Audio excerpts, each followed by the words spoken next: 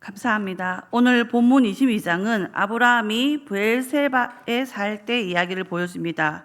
아브라함이 100세에 하나님의 은혜로 이삭이 태어납니다. 이삭의 이름의 의미는 바로 웃음이라는 뜻입니다.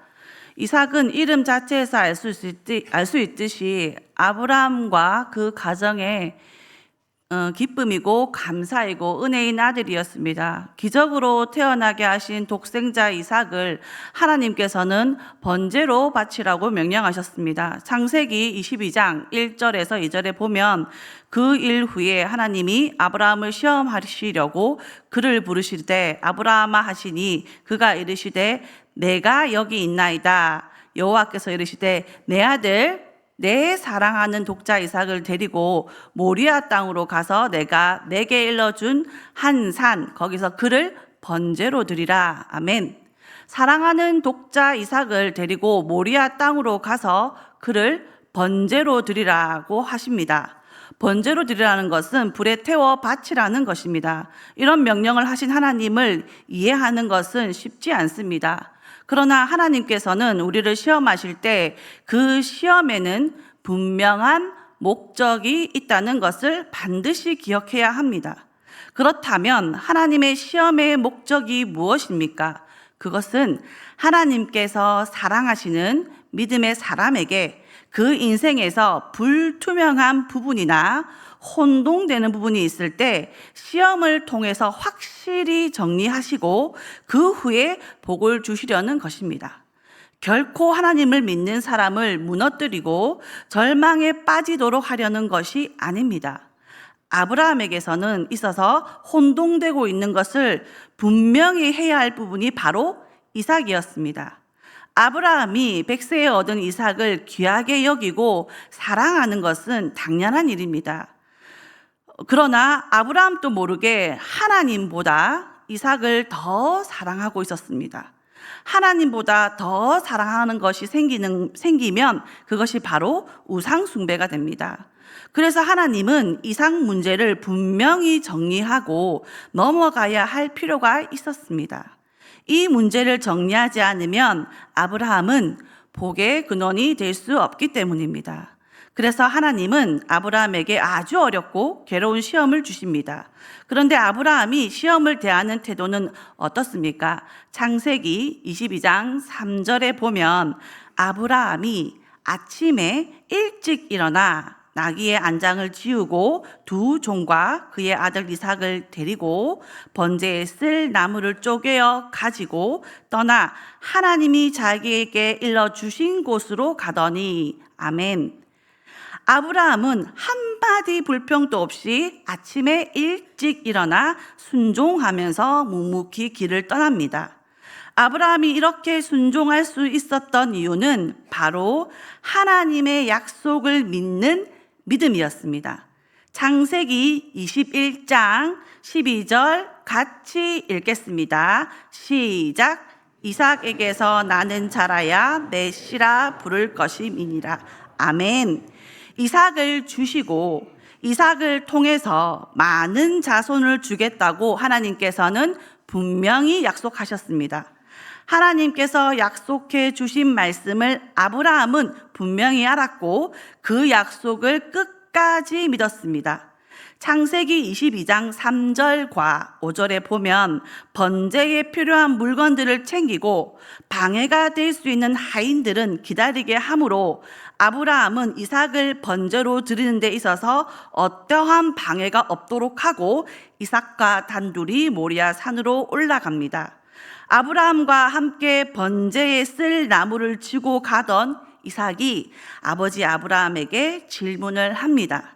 창세기 22장 7절 말씀입니다. 같이 읽겠습니다. 시작. 이삭이 그 아버지 아브라함에게 말하여 이르되 내 아버지여 하니 그가 아들때 내 아들아 내가 여기 있노라. 이삭이 이르되 불과 나무는 있거니와 번제할 어린 양은 어디 있나이까. 아멘. 이 구절에서 내 아버지여 그리고 내 아들아 하는 구절을 보면 부자지간의 사이가 아주 좋았던 것 같습니다. 그리고 이삭은 자신이 번제의 제물인지 모르고 있는 것 같습니다. 아브라함의 마음이 정말 아팠을 것입니다.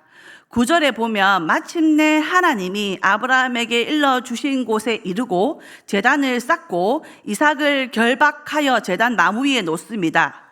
그런데 우리는 여기서 생각해 봐야 할 것이 바로 이삭의 마음입니다. 이삭은 3일 길을 걷고 그리고 번제에 쓸 나무를 지고 그리고 산을 오를 수 있는 청소년이나 청년이었습니다.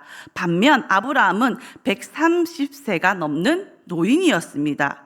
이삭은 아버지의 행동에 반항하고 도망갈 수도 있었습니다.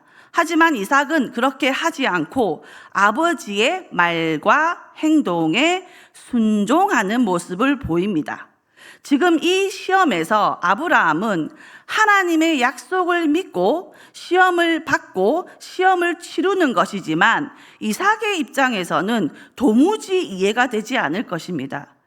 이삭이 순종할 수 있었던 이유는 바로 자신의 아버지 아브라함 그리고 그 아브라함이 믿는 하나님을 믿고 순순히 순종하는 것입니다. 이것이 이삭의 믿음입니다. 우리에게는 나의 아버지에게 보이는 하나님, 나의 어머니에게 보이는 하나님, 그리고 내 자녀에게 보이는 나의 하나님은 어떤 모습입니까? 여기서 하나님의 말씀을 듣는 여러분에게 아브라함의 하나님, 이삭의 하나님, 야곱의 하나님이 여러분의 하나님이 되시기를 간절히 기도합니다. 하나님께서는 우리를 살리시기 위해서 하나뿐인 아들 예수 그리스도를 보내주셨습니다. 자기 아들을 직접 죽여 번제로 드려야 했던 아브라함의 마음이 바로 독생자 예수 그리스도를 십자가에서 죽도록 내어주신 하나님 아버지의 마음이라는 것을 하나님은 우리가 알기를 원하십니다. 이삭이 많은 축복을 받을 수 있었던 이유는 바로 하나님 말씀에 믿음으로 순종했기 때문입니다. 믿음은 어떻게 열매를 맺습니까? 바로 순종을 통해서 믿음은 열매를 맺습니다. 그리고 순종은 하나님을 철저하게 믿을 때 가능합니다. 우리는 순종해야 합니다. 순종하지 않는 삶은 결코 믿음으로 사는 삶이 아닙니다. 믿음은 곧 신뢰와 순종입니다. 순종한다는 것은 때로 내 머리로 이해되지 않더라도 하나님의 뜻을 신뢰하는 것을 말합니다. 삶의 어려운 순간을 만났을 때 과연 우리가 할 수 있는 것 혹은 해야 하는 것은 무엇입니까? 그것은 바로 하나님을 더욱 신뢰하면서 믿는 것입니다. 우리 모두 하나님께서 우리 모두를 지으셨고 우리의 인생길을 하나님께서 인도하십니다. 이제 우리는 하나님을 신뢰하면서 따라가면 됩니다.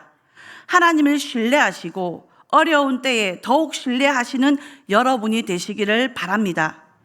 그리고 주님의 마음으로 하나님의 뜻 가운데 삶을 살아내시는 여러분이 되시기를 주님의 이름으로 기도합니다.